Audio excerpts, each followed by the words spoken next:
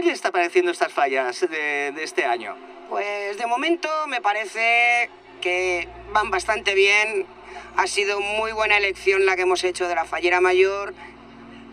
¿Cómo está siendo tu experiencia como fallera mayor? Bueno, lo estoy viviendo como un sueño. La verdad es que yo creo que todavía no estoy asimilando todo esto que está ocurriendo porque es tan fuerte y lo deseaba desde hace tanto que yo creo que aún no tengo palabras. En este caso me ha tocado a mí y lo que tengo que hacer es disfrutarlo al máximo junto a todos los valencianos y a los falleros. Així estem a la zona zero de les festes de Valencia. Son las mejores fiestas que hay, superando los carnavales de Venecia, de Brasil, y visquen les falles. Gràcies, sí senyor, visquen les falles. Bé, pareix que hi ha gent molt d'ecosistema empenyada en destruir les festes. Aquí lo que hay es mucho peligro.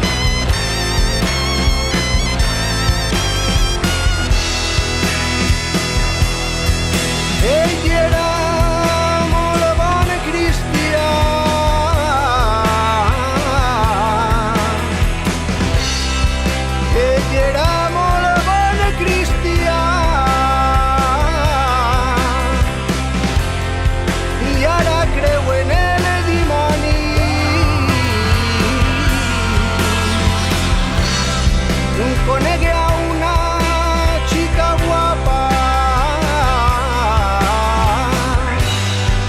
li demana matrimoni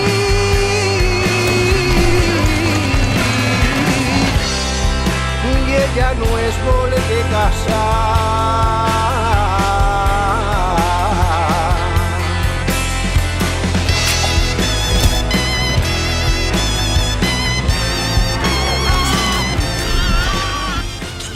Metido la avenida por el culo cuando tuve ocasión.